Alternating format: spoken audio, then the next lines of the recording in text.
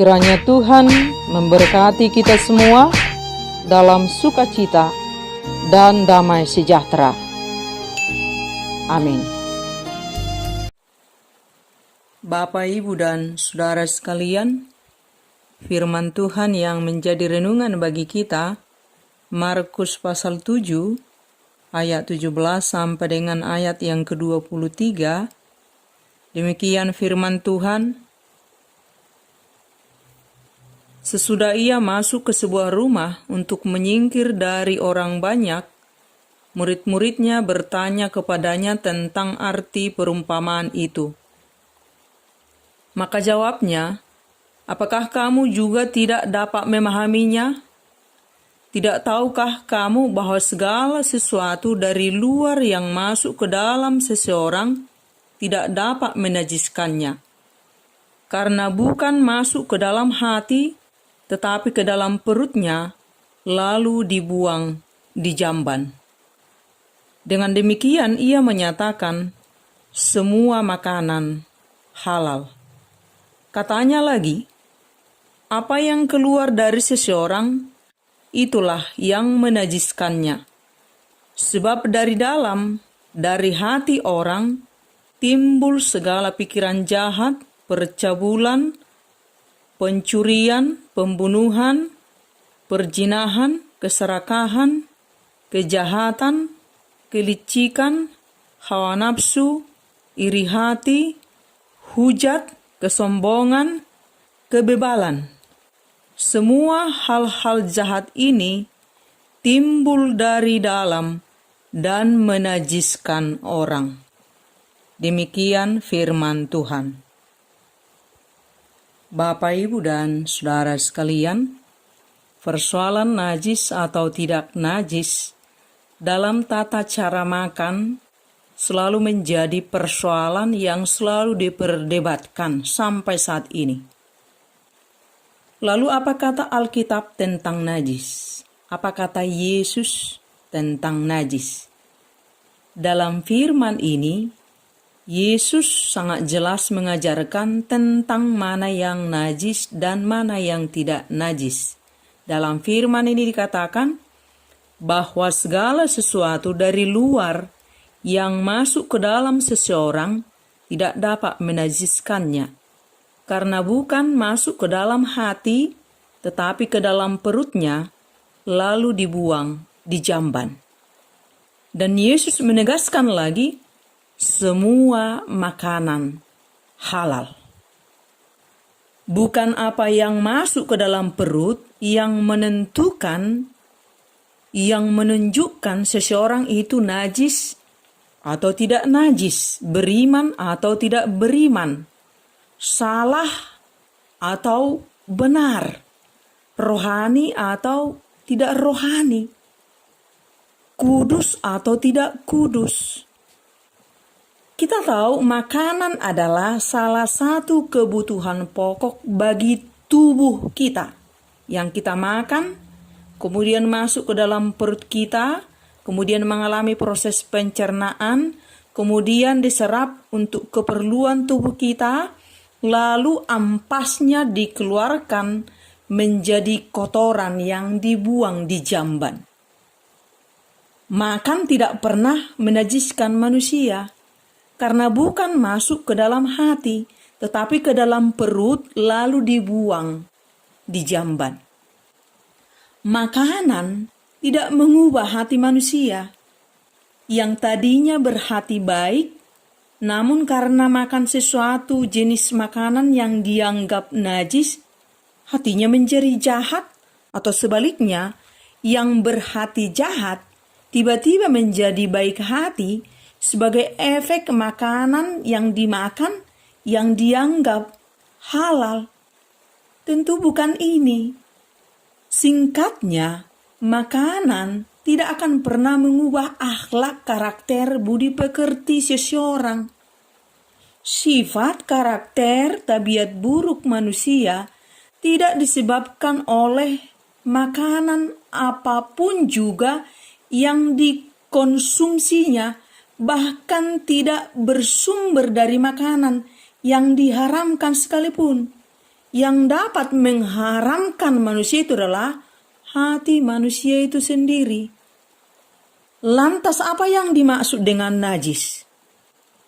Kata Yesus, yang dimaksud dengan najis adalah apa yang keluar dari seseorang itulah yang menajiskannya.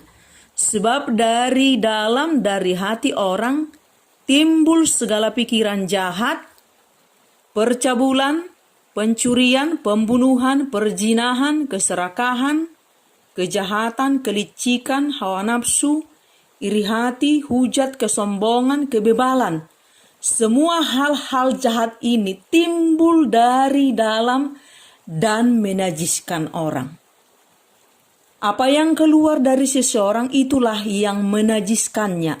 Sebab dari dalam hatilah timbul segala pikiran yang jahat, perkataan yang jahat, perbuatan yang jahat, sehingga manusia itu menjadi tidak kudus. Dan apa yang jahat yang keluar dari hati, itulah yang menajiskan seseorang. Dan bukan soal apa yang masuk ke dalam mulut yang menjadikan seseorang menjadi najis. Bagi Yesus, bukan apa yang masuk ke dalam tubuh, makanan atau minuman yang menajiskan, tetapi apa yang keluar dari diri kita lah yang dapat menajiskan.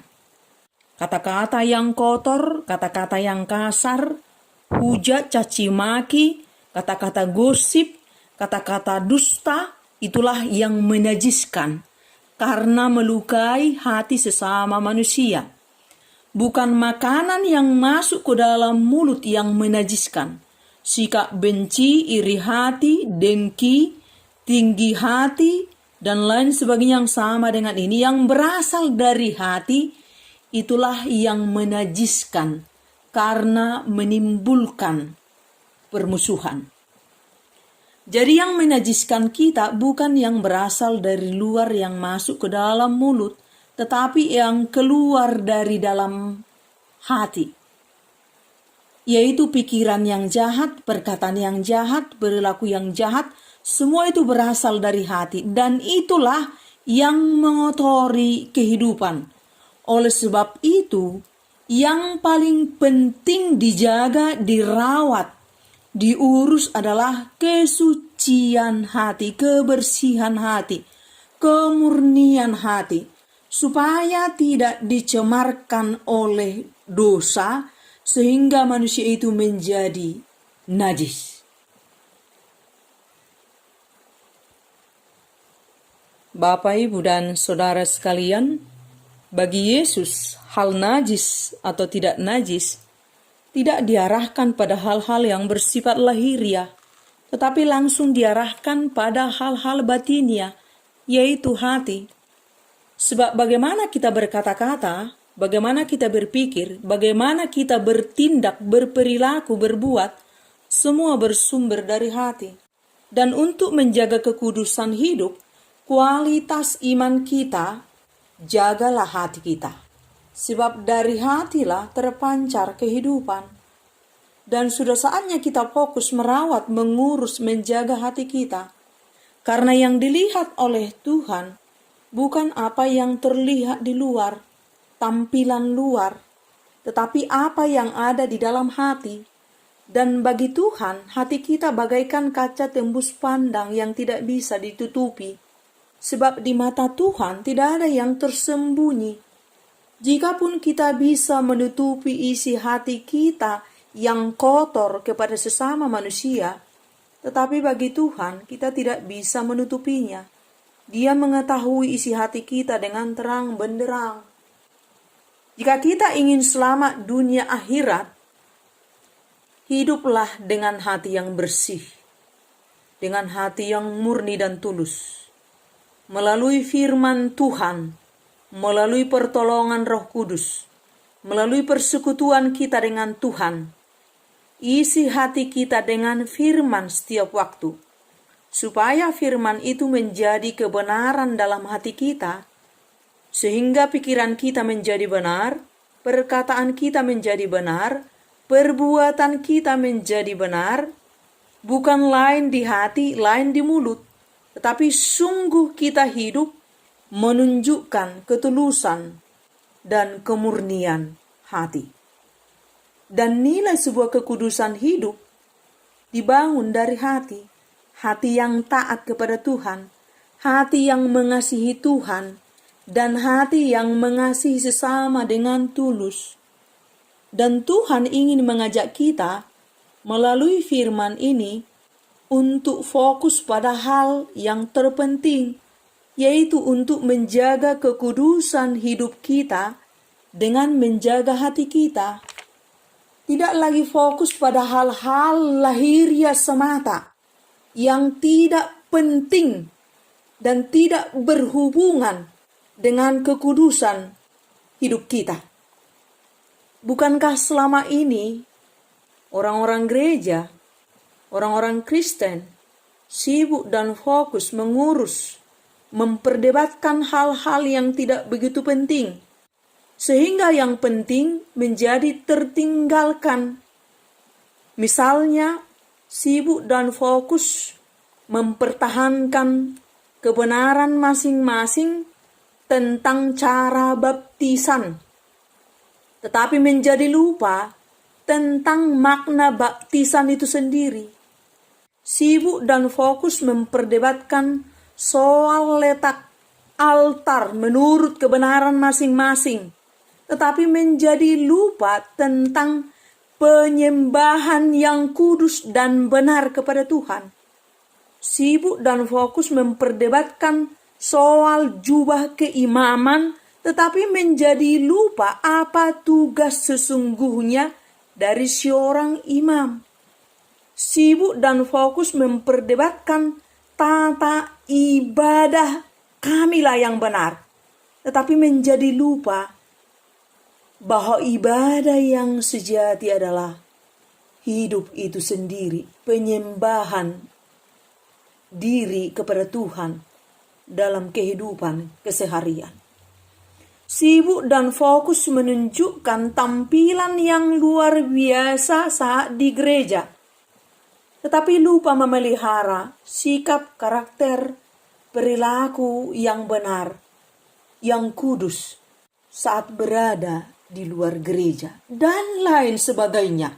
Sangat banyak yang penting menjadi kita lupakan, hanya fokus memperdebatkan dan mengejar hal-hal yang tidak penting, yang tidak ada kaitannya tentang bagaimana kita menjaga kekudusan hidup kita, keimanan kita kepada Tuhan.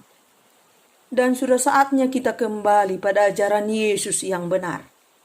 Yesus tidak melihat apa yang ditampilkan di luar, tampilan luar, tetapi dia melihat yang di dalam. Dia melihat hati. Nilai kekudusan kita berasal dari hati.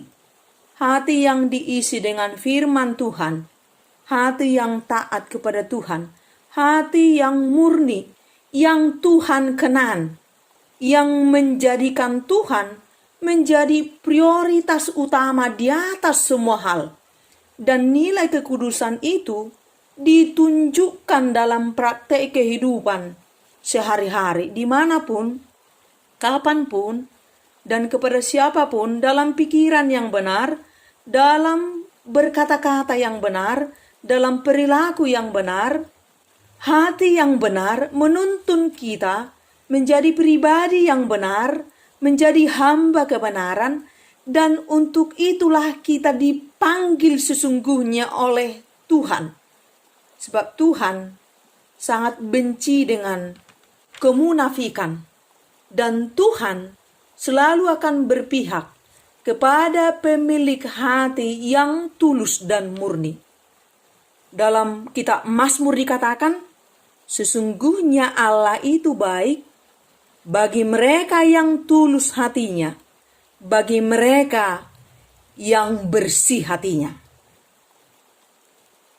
Bapak, Ibu, dan saudara sekalian, nilai kita dilihat oleh Tuhan bukan dari tampilan luar kita, tetapi dari hati kita, dari kedalaman hati kita. Oleh sebab itu, jika kita kaya, jagalah selalu hati kita. Jaga kekudusan hidup kita. Sebab Tuhan tidak menilai kita dari harta yang kita miliki, sebanyak apapun. Tetapi Dia akan tetap menilai kita dari nilai hati kita. Dan jika kita miskin, jagalah hati kita. Jaga tetap kekudusan hidup kita. Sebab Tuhan tidak akan pernah menilai kita dari harta yang tidak kita punya. Tetapi Tuhan akan menilai kita dari hati kita. Bukan apa yang melekat dalam diri kemanusiaan kita, harta, kekayaan, ilmu pengetahuan yang tinggi dan lain sebagainya yang dinilai oleh Tuhan dari kita. Tetapi apa yang ada di dalam hati kita. Sebab Tuhan tidak melihat tampilan luar kita, tidak melihat kita secara lahiriah, tetapi Tuhan melihat hati kita, melihat kualitas hidup kita. Nilai batiniah kita, kekudusan hidup kita, keimanan kita tidak terletak pada hal-hal lahiriah, tetapi terletak pada hal-hal batiniah, yaitu di hati. Hati yang selalu menghamba kepada Tuhan, hati yang mencari Tuhan, hati yang menyukakan hati Tuhan. Dunia tentu akan selalu memperlihatkan hal-hal yang tidak benar melalui mata jasmani kita. Dunia akan selalu memperdengarkan hal-hal yang tidak benar melalui telinga jasmani kita. Tetapi Tuhan memberi kita hati untuk menentukan dan memilih yang benar. Oleh sebab itu sangat penting bagi kita untuk selalu menjaga hati kita supaya tetap murni, tulus, benar. Sebab dari sanalah seluruh kualitas kehidupan kita. Menjaga hati, menjaga perkataan, menjaga pikiran, menjaga perbuatan. Sebab semua perilaku manusia, baik lisan, sikap, dan perbuatan, berasal dari hati yang diolah oleh pikiran. Baik buruknya akhlak seseorang ditetapkan oleh hati. Yang keluar dari akal dan pikiran hanyalah emosi dan hasrat, sedang hasil dari hati adalah ketulusan. Hati adalah penentu. Jika baik keadaannya, maka akan baik lisannya. Semakin baik keadaan sebuah hati, akan semakin lemah lembut dan sikap yang terjaga dalam berkata-kata. Hati adalah penggerak anggota badan lainnya.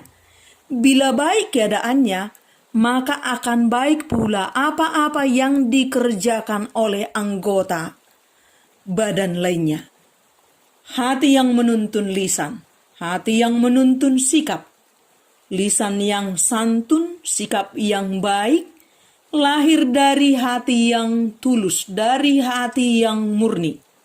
Hati yang baik adalah buah dari kedekatan manusia dengan sang pencipta hati itu sendiri, yaitu Tuhan. Semakin kita mengasihi Tuhan, semakin kita menjaga kekudusan hati kita. Semakin kudus hati kita, semakin kudus hidup kita. Oleh sebab itu, jaga hati kita, maka kuduslah hidup kita. Bersama Tuhan, kita dimampukan melalui penyertaan Roh Kudus, kita menjadi tabah, tangguh, mempertahankan kualitas, kemurnian, dan ketulusan hati kita, sehingga perilaku dan tindakan kita sungguh menjadi hal yang berkenan di mata Tuhan. Amin.